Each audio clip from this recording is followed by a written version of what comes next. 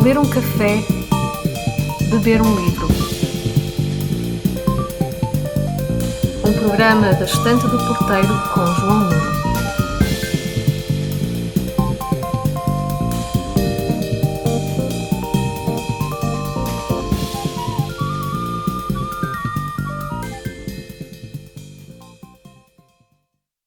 Estimados ouvintes, bem-vindos a mais um episódio, desta vez o terceiro da quinta série do podcast Ler um Café, Beber um Livro, dedicado ao livro Vertigem, a Tentação da Identidade, de Andrea Cavaletti, publicado pela Vasco Santos Editor.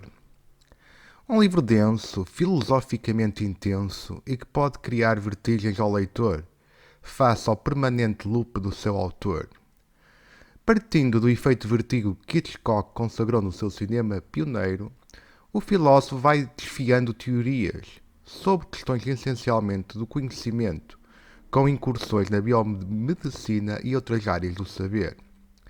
Se o que pensamos e percepcionamos leva a uma ideia certa de nós, dos outros e do mundo, ou se estamos a ser enganados pelos sentidos, ou se o caminho para aprender nós e o mundo é verdadeiro ou falso. E, finalmente, se expressarmos corretamente o que nos assalta nos telhados de vidro da existência.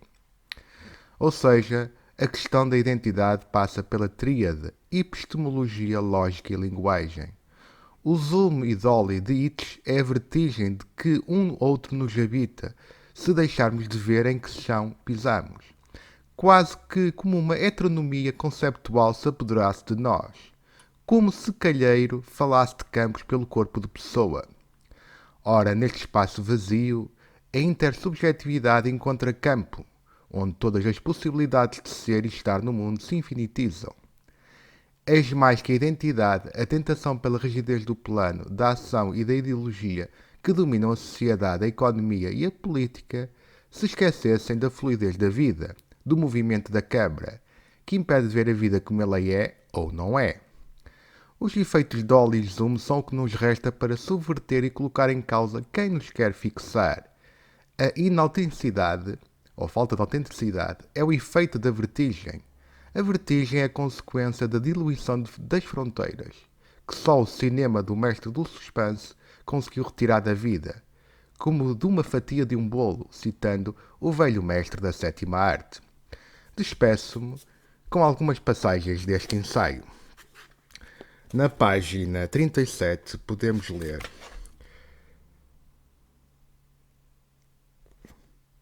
a própria vertigem não poderá então senão revelar o seu teor político e a sua declinação sociológica.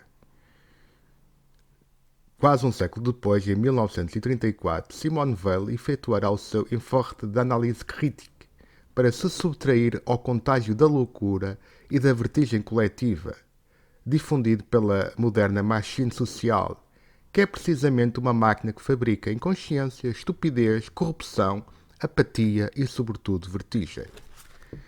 Depois, na página 61, diz: mais precisamente, o termo lapsus não substitui então um outro e não é traduzível numa segunda língua. É, pelo contrário, completamente transparente. Indica a vertigem que aflige a própria língua, quando o mal mais vago e indefinível da velha psiquiatria é restringido ao seu significado. Aqui, talvez condensada numa palavra, a necessidade do ato expressivo finalmente apareça.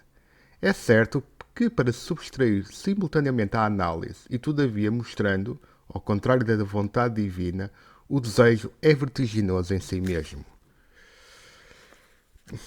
Na página 79,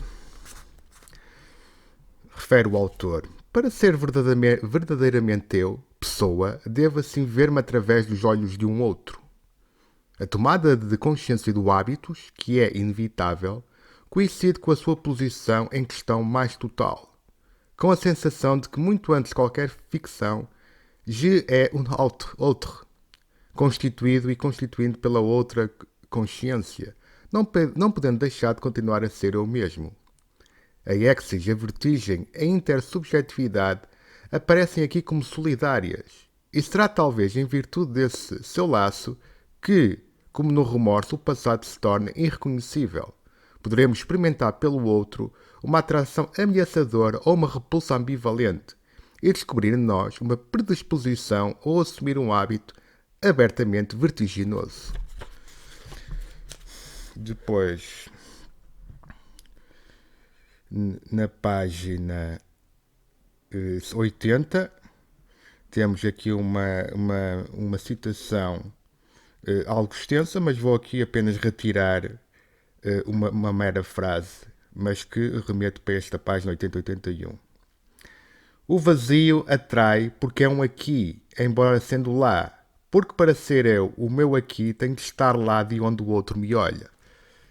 Fabuloso esta passagem. E finalmente, para terminar, na página 238 e 239. O efeito vertigo não é empático, coincide somente com a atenção que o altera.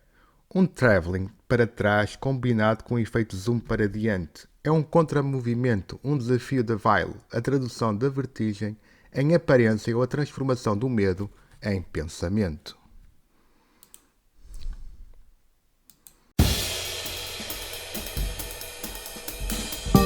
Ler um café, beber um livro. Um programa da Estante do Porteiro com João Nuno.